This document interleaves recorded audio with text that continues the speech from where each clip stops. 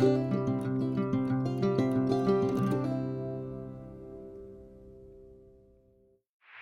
Morning. जो लोग थोड़ा सा लेट आए हैं और हम लोग बेटा रिलेशन बिट। गुड मॉर्निंग बेटा। हाँ, कोई कुछ कह रहा क्या? क्या बेटा?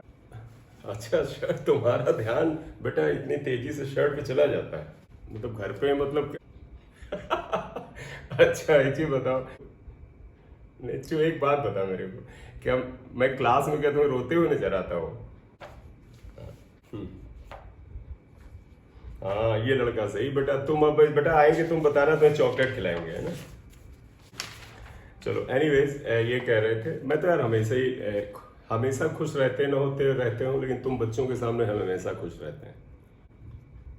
हाँ नहीं, ये ट्रुथ। चलिए बेटा, करंट और ये इसका जो फार्मूला है, देखो बेटा इसका एक छोटा सा 2 लाइन का डेरिवेशन है, 2-4 लाइन का। उसके अलावा इसका कोई बड़ा यूज नहीं है। हाँ, ये किसी प्रूफ में या किसी केस को आगे बढ़ाने में इस्तेमाल होता है। और वो है क्या, आप देखिएगा। मैं मानो आई और वीडी में करना, तो हम यहाँ एक कंडक्टर लेते हैं। ये एक हमने कंडक्टर लिया। ये वायर है बेटा, पतला वायर या थिक वायर जैसा भी है उसको, क्योंकि वायर का शेप सिलेंड्रिकल ही होता है।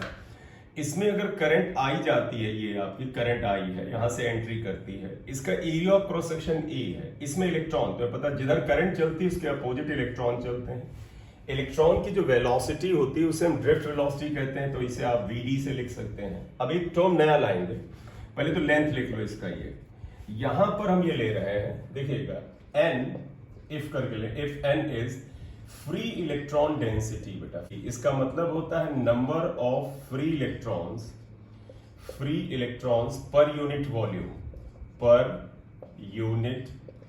वॉल्यूम, मतलब आप समझिएगा नंबर ऑफ फ्री इलेक्ट्रॉन अगर कैपिटल एन लिख लें, वॉल्यूम को भी लिख लें, तो इतना लिख लो ना। अब देखो मैं क्या कर रहा हूं, मुझे ये करंट आई चाहिए। Suppose here A is the area of cross section of the conductor, L is the length of the conductor, free electrons are moving with the drift velocity VD, क्योंकि वी ऑलरेडी नो दैट जब बेटा electric current या potential difference पैदा कर दिया जाता है या बैटरी कनेक्ट कर दी जाती है, तो इलेक्ट्रॉन की वेलोसिटी को अब हम थर्मल वेलोसिटी नहीं ड्रिफ्ट वेलोसिटी कहते हैं। तो here is the drift velocity.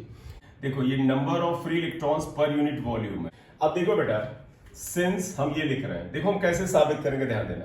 I equal to होता है Q अपॉन टाइम। Q क्या है? Q बेटा इस कंडक्टर में टाइम t तक चलने वाला चार्ज है, तो तुम्हें पता है Q इक्वल टू आप ले सकते हो N इंटू E। बेटा तुम्हें पता है चार्ज इक्वल टू होता है number of free electrons into charge on electron into T। अब आइएगा N कितना है, जरा इस वाले फार्मूले को अगर मैं आगे बढ़ाऊं यहां पर, तो देखो N इक्वल टू क्या है, N इंटू वॉल्यूम है, यानी total number of electron is free electron density into V। तो इसे हम लिख देंगे N into volume into E upon T। Volume कितना आएगा, देखिएगा N वॉल्यूम बेटा इस कंडक्टर का, कंडक्टर का वॉल्यूम होगा एरिया इंटू लेंथ, तो ये हो जाएगा area into length into E upon T। और फाइनली आइएगा, देखो लेंथ अपॉन टाइम, बेटा ये लेंथ मतलब ये डिस्टेंस अपॉन टाइम जो हो जाएगा, that is equal to drift velocity VD. तो देखो यहां पे ये क्या फार्मूला आ गया, N ये E, L अपॉन T को VD लिख लोगे, A रहेगा यहां, तो देखो NEA L upon T is VD। बेटा यही करंट के साथ इसका रिश्ता है। तो देयरफॉर आप क्या रखें, I equal to NEA VD। ये फार्मूला डायरेक्ट भी याद रहना चाहिए, और जैसे हमने किया ऐसे भी ध्यान रखना। N टोटल इलेक्ट्रॉन नहीं है बेटा, N is free electron density, यानी नंबर ऑफ फ्री इलेक्ट्रॉन्स पर यूनिट वॉल्यूम। क्लियर? ये था ये। अब यहां से तुम्हारे मन में एक और बात आएगी कि सर ड्रिफ्ट वेलोसिटी किस पे डिपेंड नहीं करती, और मैं तुम्हें बताऊं 2 बातें यहां करूंगा ड्रिफ्ट वेलोसिटी का डिपेंडेंस, और दोनों परफेक्ट क्वेश्चंस हैं दोनों। और मैं फिर से एक बात बताऊं, ये जो चैप्टर चल रहा है जहां से हम सेल पढ़ाएंगे उसके पहले यहां से ज्यादातर रीजनिंग आती है, और अगर आपने समझ के नहीं किया या तो समझ लो या फिर याद ही कर डालो। अगर आपने समझ के नहीं किया तो गलत होने का चांस 70% है। तो मैं फिर बताऊं, जो चैप्टर पिछले टर्म पे पढ़ाया था और जब सेल आएगा उससे पहले तक ये चैप्टर बहुत सी गलतियां कराता है हमसे, राइट? डिपेंडेंस ऑफ वीडी, बेटा ठीक है, थैंक यू। देखो डिपेंडेंस ऑफ वीडी, तो आप देखिएगा since I equal to NEA VD होता है, हम इस पे ही अगर चले जाएं तो हम चाहते हैं VD निकालें, क्योंकि हमें जिसका डिपेंडेंस है इसको हम लेफ्ट में लिखना चाहते हैं। That would be equal to I/NEA। ये ड्रिफ्ट वेलोसिटी का फिलहाल फार्मूला है। तो अब हम जानते क्या करने जा रहे हैं, what is the dependence of VD on area of cross section. हम एरिया ऑफ क्रॉस सेक्शन पे जा रहे हैं। करंट पे तो तुम्हें दिख रहा है, अगर ये टर्म कांस्टेंट रखे जाए ये डिनोमिनेटर वाले तो डायरेक्टली प्रोपोर्शनल दिख रहा है, लेकिन हम एरिया ऑफ क्रॉस सेक्शन पे डिपेंडेंस चाहते हैं। तो डिपेंडेंस ऑफ, इवन मैं हेडिंग को थोड़ा चेंज करता हूं, जरा आइएगा वापस, देखो dependence of VD upon A, area पे लेगा। तो हम ये डिपेंडेंस ऑफ VD अपॉन ए ले रहा हूं, इसके लिए हम ये फॉर्मूला लेंगे I/NEA/VD, क्योंकि VD आपको यहां दिख रहा है, यह है I/NEA। ए पे डिपेंडेंस तुम्हें साफ साफ ये दिख रहा है, लेकिन बेटा आंख मूंद के मत लिखना। क्यों आंख मूंद के आप नहीं लिख सकते? क्योंकि तुम कहोगे सर क्या क्या कांस्टेंट है। तो अब यहां पे देखिएगा पहला केस, और बहुत इंपॉर्टेंट है, इफ I इज कांस्टेंट, अगर करंट I कांस्टेंट है, देखो अगर करंट I कांस्टेंट है तो VD is proportional to A होता है। तो आप देख लें, sorry VD is inversely proportional to A होता है। देखिए VD is inversely proportional to A आया।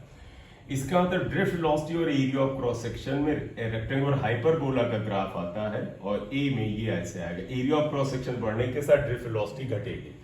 अगला लिखिएगा, बहुत इंपॉर्टेंट है ये, if V equal to constant, ध्यान रखिएगा V पोटेंशियल डिफरेंस है, यहां वॉल्यूम नहीं है। If potential difference V is constant, ये अगर हम लें तो तुम कहोगे सर पोटेंशियल डिफरेंस V तो इक्वेशन स्टार में मौजूद ही नहीं, तो क्या है? तो भाई एंट्री कराओ ना।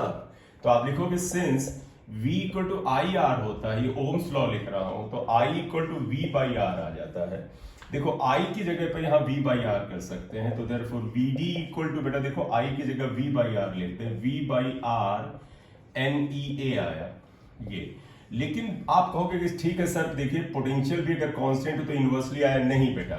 बट आपको पता है बेटा R equal to row L/A होता है। अभी हम इस चैप्टर में ये फार्मूला पढ़ेंगे, अगर आपने नहीं पढ़ा है, आपको याद नहीं है, कोई बात नहीं, अभी यहां रखो, 10 मिनट बाद आ जाएगा। R equal to row L/A होता है। रो क्या होता है? रेजिस्टिविटी, वो भी आगे आ जाएगा, चिंता न करें। लेंथ आपको पता है, जो भी वायर दिखाया था उसकी लंबाई है, ए उसकी थिकनेस है, या एरिया ऑफ क्रॉस सेक्शन।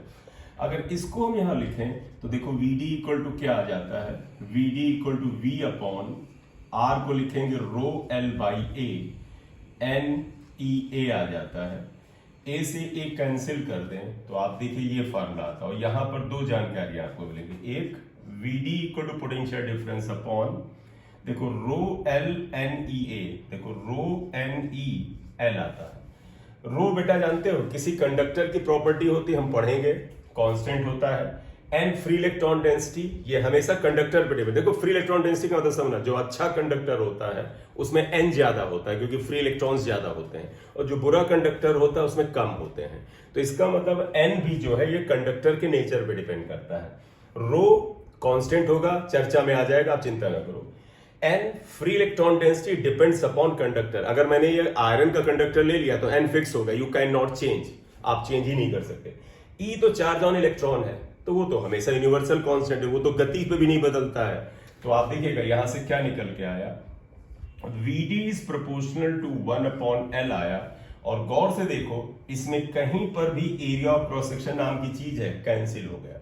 इसका मतलब जब पोटेंशियल को कांस्टेंट रखेंगे तो drift velocity length of conductor के इनवर्सली प्रोपोर्शनल होगा, लेकिन एरिया पे डिपेंड नहीं करेगा।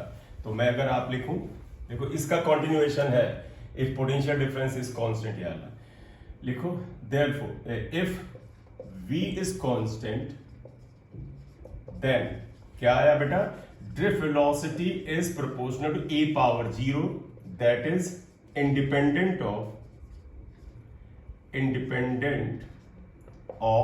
A पे डिपेंड नहीं करता है। एंड VD का लेंथ से ये रिश्ता, ये भी ध्यान रखना कि ये भी पूछ सकते हैं। बोले एनी क्वेश्चंस? अच्छा एक सेकंड, ये लिख लिया था बेटा, यहां तक ये लिख लिया था, ये देखो क्या ऊपर वाला लिख दो फिर से बेटा, ये लिख लिया था। चलो एक लाइन बस मिटी, if potential difference V is constant, ये हमने लिया। और इसके लिए हमने लिखा था सिंस I या V equal to I R होता है, इसलिए I equal to V by R होता है। ये हमने यहां पर हटा दिया था। ये तो हमने क्या किया है, गौर से देखो, I equal to V by R. देखिए बेटा, ये जो VD का फॉर्मूला यहाँ I बाई था, तो I की जगह पर हमने V बाई आर कर दिया। फिर ये लिख लो, यहां तक आ जाओ। चलिए ग्राफ छोटा सा बना ले, बताओ। देखो बताओ, ड्रिफ्ट वेलोसिटी अगर एरिया ऑफ क्रॉस सेक्शन पे डिपेंड नहीं करता है तो इसका ग्राफ क्या होना चाहिए कि ड्रिफ्ट वेलोसिटी अगर y एक्सिस पे लो, एरिया को अगर x एक्सिस पे लो, तो एरिया में तुम कुछ भी चेंज करो ड्रिफ्ट वेलोसिटी नहीं बदलेगी। इसका तो ये कौन ऐसे होगा ना ग्राफ। चलेगा, अब हम थोड़ा और आगे बढ़ेंगे। चले आगे। अगला टर्म जो बेटा हमारा जानते क्या है, अगला टर्म हमारा है रिलैक्सेशन टाइम, जो थोड़ा सा याद करो केटीजी में भी इसका जिक्र आया था, थोड़ा सा कम से कम शब्द तो आया था। तो हेडिंग देना रिलैक्सेशन टाइम। रिलैक्सेशन टाइम आमतौर पर हम टॉ से लिखते हैं। कोई बताएगा रिलैक्सेशन टाइम क्या होता है? बहुत सही, बिल्कुल बढ़िया। देखो बेटा, तुम्हें याद है जैसे गैस मॉलिक्यूल दूसरे गैस मॉलिक्यूल से टकराते थे तो उनकी टक्कर के बीच में थोड़ा समय लगता था। यहां पर गैस मॉलिक्यूल नहीं है बेटा, यहां पर देखो एक इलेक्ट्रॉन है, ये फ्री इलेक्ट्रॉन, ये गया। और ध्यान रखना, इलेक्ट्रॉन के इलेक्ट्रॉन से कोलिजन को बेटा महत्व नहीं दिया जाता। हम जितना भी महत्व यहां देखते हैं इलेक्ट्रॉन की पॉजिटिव आयन से टक्कर को देते हैं। ठीक, देखो बेटा, ये इलेक्ट्रॉन है, ये एक पॉजिटिव आयन से टकराएगा, यहां से जाके फिर ये अगले पॉजिटिव आयन से टकराएगा। इन दोनों के बीच में कुछ टाइम लगेगा τ1, फिर हो सकता है ये इधर चला जाए, फिर दूसरे पॉजिटिव आयन से टकराए, टाइम लगेगा τ2, फिर ये इधर हो सकता है चला जाए, तीसरे से टकराए, टाइम लगेगा τ3। यानी हर दो सक्सेसिव कोलिजन, यानी ये पहला कोलिजन और दूसरे कोलिजन के बीच में टाइम, दूसरे और तीसरे के बीच में टाइम, तीसरे चौथे के बीच में टाइम, ये जो दो सक्सेसिव कोलिजन के बीच में जो टाइम लगता है इसे रिलैक्सेशन कहते हैं। रिलैक्सेशन क्यों? नाम से क्लियर, रिलैक्सेशन मतलब भैया कितनी देर आराम करते हो। इलेक्ट्रॉन जब लगातार बेटा अपनी खोपड़ी टकरा रहा है पॉजिटिव आयन से, खटाखट खटाखट उसकी टक्कर हो रही है, तो तुम इस इलेक्ट्रॉन से पूछोगे भैया तुम दिन भर तो टक्कर खाया करते हो, कब आराम करते हो? तो कहेगा क्या करें यार, दो टक्कर के बीच में ही थोड़ा आराम कर लेते हैं। तो that is why it is known age relaxation time, because electron can get relax only between two टक्कर, इन्हीं के बीच में ये समय रिलैक्स करता है। तो अगर आपसे कहा जाए रिलैक्सेशन टाइम क्या होता है, जैसे आपने बेसिक कुछ लोगों ने बोला कि it is the time interval between two successive collision. लेकिन एक चीज देखिएगा, हम एवरेज निकालेंगे, हम कहेंगे ये τ1, ये τ2, τ3 और n टक्कर हुई तो अपॉन τn, तो उसे हम एवरेज रिलैक्सेशन टाइम करेंगे। तो एक वर्ड बढ़ा देंगे, average time interval between successive collision of electron with positive ion. Positive ion से क्यों लेते हैं? इलेक्ट्रॉन के इलेक्ट्रॉन से टक्कर में कुछ ना होता है। बिल्कुल, जो तुम यही बताओ बेटा, चींटी से चींटी टकराए तो कुछ ना होगा, लेकिन हाथी से हाथी टकराए तो बड़ा फर्क पड़ता है। तो लिखिएगा average time interval, average time interval between two successive collisions of free electron with positive ions is called relaxation time। इसे रिलैक्सेशन टाइम टॉ से लिखते हैं। तो इसका मतलब एवरेज रिलैक्सेशन टाइम यहां क्या आया, देखो average relaxation time, relaxation time tau equal to क्या आएगा, τ1 plus τ2 dash dash dash τn, capital N लिखना बेटा, क्योंकि स्मॉल एन से हमने फ्री इलेक्ट्रॉन डेंसिटी लिया, ये आता है। क्लियर? आगे बढ़ते हैं। अब हम बात करने जा रहे हैं वो एक तरह से होता है कि ओम्स लॉ क्या है और ओम्स लॉ का प्रूफ क्या है। तो हम प्रूफ ऑफ ओम्स लॉ जरूर करेंगे, लेकिन ये प्रूफ नहीं है बेटा, इसके बीच में छोटे छोटे ऐसे कुछ स्टेप्स आएंगे जो अच्छी रीजनिंग के लिए आपकी मदद कर, और कुछ न्यूमेरिकल में भी चलेगा। ओम्स लॉ क्या है? क्लास 8th में पढ़ा होगा ओम्स लॉ। बताए बेटा, कोई स्टेटमेंट बताए बेटा, व्हाट इज ओम्स लॉ? हाँ, अब ये आया, बहुत बढ़िया। एक्चुअल में जो V equal to I R Ohm's law तो नहीं है। पहले एक चीज बता दें, V equal to I R is actually relation between V, I and R। Ohm's law क्या कहता है? फिजिकल कंडीशंस, क्या हुआ, temperature, length, area of cross section etcetera of a conductor same, then ratio of potential difference, मतलब ये अगर तार है कंडक्टर, इसके फर्स्ट एंड और लास्ट एंड में जो पोटेंशियल डिफरेंस V लगाते हैं बैटरी लगा के, और I करंट, उसका जो रेशियो ऑफ पोटेंशियल डिफरेंस और I जो होता है वो कांस्टेंट होता है, इस कांस्टेंट को हम रेजिस्टेंस कहते हैं। तो अब इसमें क्या है, देखो, इफ फिजिकल कंडीशंस, इसमें लिख देना, टेम्परेचर सबसे इंपॉर्टेंट कंडीशन है, दूसरा है लेंथ, तीसरा है थिकनेस या area of cross section, thickness etcetera of if physical conditions of a conductor are same, then ratio of potential difference V and current I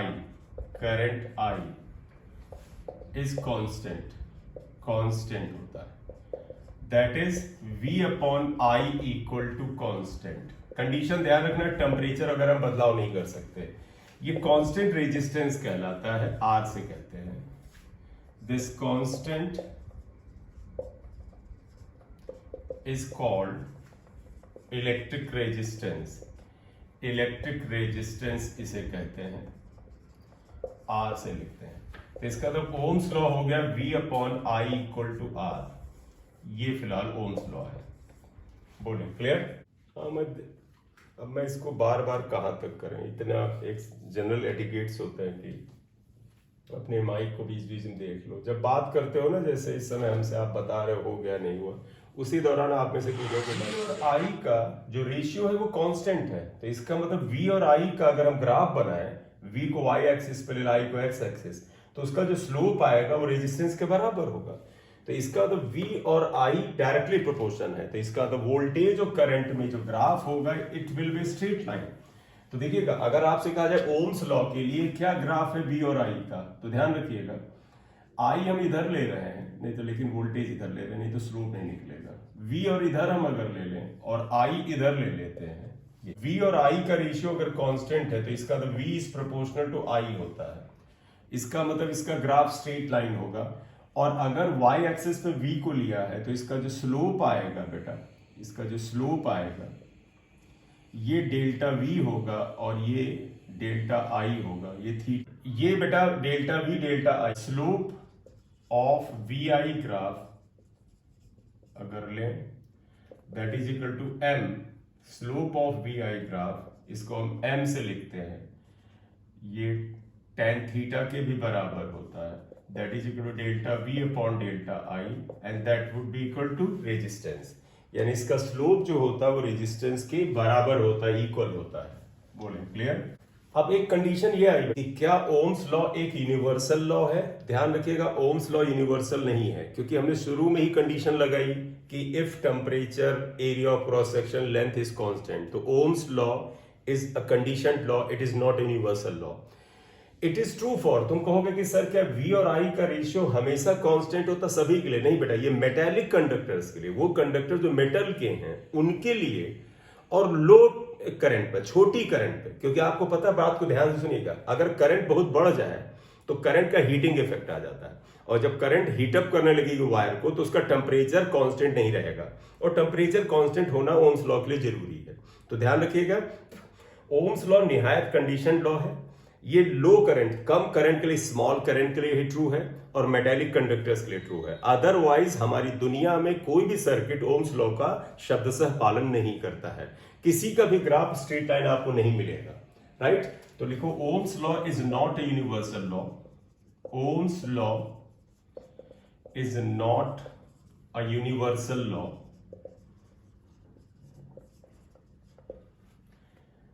it is conditioned law.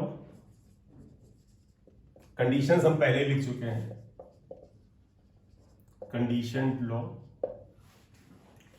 It is true for metallic conductors, मतलब conductors जो metal हैं वो अच्छे और conductor होते हैं, metallic conductors for small current, छोटी current के लिए, स्मॉल करंट। अब हमें इसका प्रूफ करना है, तो तुम कहोगे सर प्रूफ क्या? नहीं, हमें देखो प्रूफ की जरूरत होती है तो 11th-12th में आता है, लेकिन हमें इसके बीच के छोटे छोटे केसेस चाहिए। एक देखो बेटा, एक कंडक्टर है, इसकी लेंथ L के बराबर है, एरिया ऑफ क्रॉस सेक्शन इसका A के बराबर है। आप इस कंडक्टर में पहले एंड और दूसरे एंड के बीच में एक पोटेंशियल डिफरेंस V स्टैब्लिश करते हैं। अगर पोटेंशियल डिफरेंस में मान ले करंट ऐसे जा रही है, देखो बेटा करंट ये जा, तो अगर ये करंट इधर जा रही है, आप देखिए इधर की ओर, तो इसका मतलब इसके अंदर का इलेक्ट्रॉन अपोजिट चल रहा होगा VD, और इलेक्ट्रॉन अपोजिट चलने का तब ये एंड प्लस होगा और ये एंड क्या होगा? माइनस होगा। ठीक है, इसके अंदर नंबर ऑफ फ्री इलेक्ट्रॉन, ये फ्री इलेक्ट्रॉन डेंसिटी जो हम पहले पढ़ चुके हैं, इलेक्ट्रॉन डेंसिटी n है। इसका क्या मतलब होता है आप जानते हैं, इलेक्ट्रॉन्स की ड्रिफ्ट वेलोसिटी VD के बराबर है यार। तो हम इसको ऐसे उठाते हैं, ध्यान रखिएगा। सिंस देखो फिर मैं बताऊं बेटा, ओम्स लॉ का मतलब जानते हैं कि हमें V और I का रेशियो कांस्टेंट प्रूव करना है, V/I कांस्टेंट। तो देखो सिंस I इक्वल टू होता है NEAVD, ये। अब तुम कहोगे सर आपने बोला V और I का रेशियो, तो I तो है, V लाना पड़ेगा। एक चीज और यहां दिखा दें, देखो अगर ये एंड प्लस है ये माइनस है, तो इसमें एक इलेक्ट्रिक फील्ड भी होगा इधर, और इलेक्ट्रिक फील्ड हमेशा प्लस से माइनस की ओर होता है। ये जो फार्मूला नंबर 1 लिखा I इक्वल टू NEVD, इसमें हमें VD को हटाना है और पोटेंशियल डिफरेंस V की एंट्री करानी है। हम इसी के लिए अब अगला काम कर रहे हैं। तो देखो फॉर VD अगर हम बात करें, ड्रिफ्ट वेलोसिटी क्या है, देखो सिंस पहला फार्मूला लगाते हैं, V equal to U plus AT होता है, ये फार्मूला हमने पढ़ा है। ये फॉर 1 इलेक्ट्रॉन, देखिएगा एक इलेक्ट्रॉन पहले पकड़ रहा हूं मैं, आप दिमाग में रख लो एक को इलेक्ट्रॉन। देखो इस इलेक्ट्रॉन की वेलोसिटी को अगर मैं V1 मान लूं, इनिशियल वेलोसिटी U जानते क्या है, इलेक्ट्रॉन के केस में इनिशियल वेलोसिटी जो है वो थर्मल वेलोसिटी, तो इनिशियल वेलोसिटी इसकी U1 है, U1 प्लस A। और बेटा टक्कर के बीच में जो समय लगता है वो T नहीं टॉ होता है, तो लिखोगे U1 प्लस A टॉ 1। टॉ 1 आप जानते हो दो टक्कर के बीच का समय होता है, इसे स्टार लिख लो, इसे 1 लिख लो। सिमिलरली आप देखिएगा, similarly for n electrons, capital N लिखिएगा बेटा, n इलेक्ट्रॉन्स अगर हमें लिखना है, तो n इलेक्ट्रॉन्स के लिए क्या हो जाएगा, V2 equal to U2 plus A tau 2, V3 equal to U3 plus A tau 3। जहां पे A का एक्सेलरेशन, तुम कहोगे सर एक्सेलरेशन तो था नहीं, लेकिन तुम याद रखो दो टक्कर के बीच में इलेक्ट्रॉन एक्सेलरेट होता था, फिर टक्कर खा के अपनी एनर्जी खो देता था। तो जैसे मैंने बताया था ना, मोटरसाइकिल है, एक बार आपने ब्रेक लगाया फिर एक्सेलरेटर लेते हैं, लेकिन फिर ब्रेक लगाया तो दो जगह ब्रेक लगाने के बीच में एक्सेलरेटर आप लेते थे, तो ये वो एक्सेलरेशन है जो आएगा। इसी तरह से अगर nth इलेक्ट्रॉन के लिए ले लें, तो देखिए आएगा Vn is equal to Un plus A tau n आएगा। तुम्हें याद है ड्रिफ्ट वेलोसिटी की डेफिनेशन हमने क्या दी थी? अगर मैं शब्द आपकी तरफ ला रहा हूं, आप बताइएगा एग्री करते हैं या नहीं। ड्रिफ्ट वेलोसिटी को हमने बोला था average constant velocity of the free electron is called drift velocity, याद आया है ना? तो जब हमने बोला था, सुनना बेटा, ड्रिफ्ट वेलोसिटी क्या था, एवरेज कांस्टेंट वेलोसिटी, यानी it was the average of all velocities. तो अगर मैं V1 V2 V3 Vn का एवरेज निकालूं तो ड्रिफ्ट वेलोसिटी आना चाहिए। तो देयरफॉर देखो बेटा, Vd इक्वल टू क्या आना चाहिए, average plus Vn upon n, ये ले रहे। तो देखो Vd यहां पर क्या आएगा, देखो Vd इक्वल टू V1 की वैल्यू है बेटा U1 plus A tau 1, U2 plus A tau 2, dash dash dash plus Un plus A tau n, ये है अपॉन n, ये किया। तो हमने बेटा V1 V2 की वैल्यूज जो थी वो डाली। अब आप एक काम करो, एक जैसी चीजें एक जगह ले लो, U1 plus U2 dash dash dash plus UN upon n को एक जगह ले लेते हैं। जरा ध्यान से देखना, A को कॉमन निकाल लें तो यहां पर आ जाएगा बेटा, आप देखो टॉ 1 प्लस टॉ 2 टॉ n, आप यहां टॉ n अपॉन n को एक जगह ले लेते हैं। चलिए एक साइड वर्क कर रहे हैं, देखो वेयर, यहां एक चीज लिखेंगे आपत्ति हो दर्ज रहेगा, U1 प्लस U2, इसीलिए मैंने कल ये निकाल भी दिया था, अपॉन U, जीरो लिखा था, याद करो, हाँ याद करो, average thermal velocity of the free electron was 0 and tau 1 plus tau 2 plus tau n upon n जो है ये अभी हमने आज किया है टॉ के बराबर है, तो आप यहां देखें तो वी डी इक्वल टू क्या आ गया, ये वाला टर्म 0 हो गया प्लस ए टॉ। इसलिए न्यूमेरिकल में ये बड़ा इंपॉर्टेंट नहीं बेटा, जो अभी तक पढ़ाया है ये है, इसलिए मैं इसको पहले अभी जब करने जा रहा था 1 मिनट पहले, तो मैं इसको डायरेक्ट लगाना चाह रहा था, लेकिन मैंने कहा चलो कर देते। तो तुम ये अगर ध्यान रखोगे तो बड़ा फायदा है। देखो V D equal to A tau, जब भी तुम्हें किसी जगह न्यूमेरिकल वगैरह सोचा तुमको sir V D equal to A tau होता है, A is acceleration, tau is relaxation time, ये आया। बोलिए इतनी बात क्लियर। देखो ए को हम अगर लिखें, बट ए इक्वल टू बेटा क्या होता है, फोर्स अपॉन मास, समझे रहिएगा। बताओ किसी इलेक्ट्रॉन की बेटा दो टक्कर के बीच में जो एक्सेलरेशन होता है वो इलेक्ट्रिक फील्ड पे डिपेंड करता है, तो ये जो फोर्स होगा इसे ई अपॉन एम लिख सकते हैं। बोले बेटा हाँ। अब दूसरा एक चीज और बता देना, नहीं दूसरा एक चीज और बता देना, तो पता है इलेक्ट्रॉन पे ये फोर्स इलेक्ट्रिक फील्ड के पैरेलल लगता है कि अपोजिट लगता है, अपोजिट। तो अपोजिट लगता है तो इस पे माइनस लिख लेना, क्योंकि मैं देखता हूं न्यूमेरिकली ये माइनस लेके चलते हैं, माइनस साइन तुम्हें लिखना, लिख देना on electron this acceleration is opposite to E के अपोजिट है। तो आप बताइएगा बेटा, देखो ड्रिफ्ट वेलोसिटी ये आ गया ना माइनस ई, ये तुम्हें कई बेटा क्वेश्चंस का इंफॉर्मेशन देके जाएगा, कई रीजनिंग कई न्यूमेरिकल। सुनिएगा, ये जानते कहां सबसे ज्यादा यूज होता है, ड्रिफ्ट वेलोसिटी का टेम्परेचर से क्या रिश्ता है, क्योंकि relaxation time depends upon temperature. Relaxation time क्या होता है, दो टक्कर के बीच का समय, दो टक्कर के बीच का समय हमेशा बेटा टेम्परेचर पे डिपेंड करता है, उन जगहों पे आता है। तो ध्यान रखो ई कांस्टेंट है, मास ऑफ इलेक्ट्रॉन कांस्टेंट है, इलेक्ट्रिक फील्ड को भी अगर कांस्टेंट रखें तो drift velocity is proportional to relaxation time, यानी it depends upon temperature. Clear? ठीक है। अब हमें देखो बेटा, ये ड्रिफ्ट वेलोसिटी का ये फॉर्मूला बेटा आपको याद रखना। अब हम न्यूमेरिकली ले लें, न्यूमेरिकली अगर ले लें, मतलब माइनस हटाना चाहते हैं, तो V D equal to E tau upon M होता है। अब हम ये जानते क्या करने जा रहे हैं, ये वैल्यू उठा करके हम इक्वेशन नंबर स्टार में डालेंगे, जो I equal to N E V D था। उससे पहले एक और यहां पर चेंज कर लेंगे, इक्वेशन 4 स्टार लेंगे। अब आप आइएगा बेटा, तुम एक चीज बताना सभी लोग, अगर इलेक्ट्रिक फील्ड ई है, पोटेंशियल डिफरेंस वी है, और कंडक्टर की लंबाई अगर एल है, तो आप लिखोगे वी नो दैट, ये आपने पढ़ रखा है 12th में, या हम पढ़ेंगे अभी, वो क्या होता है, E equal to V by L होता है। बोलो कोई प्रॉब्लम? अगर किसी को लगे तो मैं बता दूं फार्मूला क्या लगे, since E equal to minus DV by D X होता है, जो हम पढ़ेंगे पोटेंशियल डिफरेंस में ये लगाया है। देखो डीवी की जगह वी है, डीएक्स की जगह एल है, माइनस को हमने हटा लिया है। तो समझिएगा बेटा, ये ई इक्वेशन नंबर बेटा देखो 4 स्टार में जो जो ई है इसकी जगह पे ये रखने जा रहा है। Therefore equation 4 star equal to V D equal to, देखो ई यहां इसकी जगह वी बाई एम है, एम है, एम बेटा अपने पास ही है, मैं कहीं ले नहीं जा रहा। ये चलो अब ये वैल्यू इक्वेशन स्टार में डाल दो, आंसर आ जाएगा। Therefore इक्वेशन स्टार जो हमने लिखा था I equal to N E A V D, V D की वैल्यू डालो, I equal to N E A, V D की value E V tau upon M L है।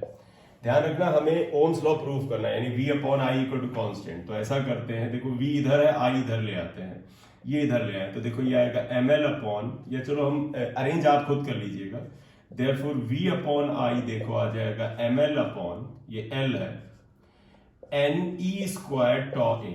और ये इंपॉर्टेंट फार्मूला है, मैं फिर तुम्हें बताऊं जरा सा, आप अगर थोड़ा सा रुकेंगे तो अच्छा रहेगा। क्या? देखो for a given conductor, I am repeating, for a given conductor length और एरिया कांस्टेंट होगा। अगर ये कंडक्टर ले लिया आपने तो कहोगे इसकी लंबाई सर और इसकी मोटाई कांस्टेंट है। और अगर टेम्परेचर कांस्टेंट है, क्योंकि ओम्स लॉ कहता है इफ टेम्परेचर इज कांस्टेंट तो टॉ भी कांस्टेंट होगा।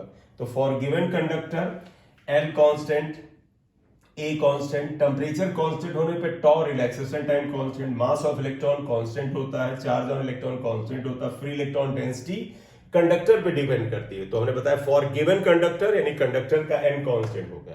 तो ध्यान रखना फॉर गिवन, तो आप लिखोगे फॉर, या वेयर पहले लिख लो फिर बताते हैं, where M L upon N E square tau A is resistance R, electric resistance होता है। ये बेटा इलेक्ट्रिक रेजिस्टेंस की, ये इलेक्ट्रिक रेजिस्टेंस की जो कंडक्टर है उसके पैरामीटर्स में वैल्यू है। देखो ये क्या है, m mass of electron, n length of conductor, e area of conductor, n free electron density of conductor and τ is the relaxation time. तो इसे बोला जाता है पैरामीटर्स ऑफ कंडक्टर। रेजिस्टेंस का फॉर्मूला पॉपुलर है ml/ne² τ a। वापस आ जाइए, I hope लिख लिया होगा, क्वेश्चन 5 तक लिख लिया। अब आप देखिएगा क्या होगा, for a given conductor at constant temperature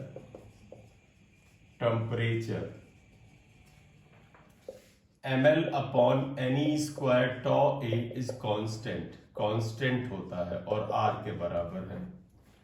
therefore equation 6 अगर आपने ये वाली इक्वेशन देखो, ये कांस्टेंट हो गया, v/i = r कांस्टेंट, और यही ओम्स लॉ है। तो अगर प्रूफ को आता तो आप लिखते हेंस प्रूफ, ये प्रूफ हो जाता है।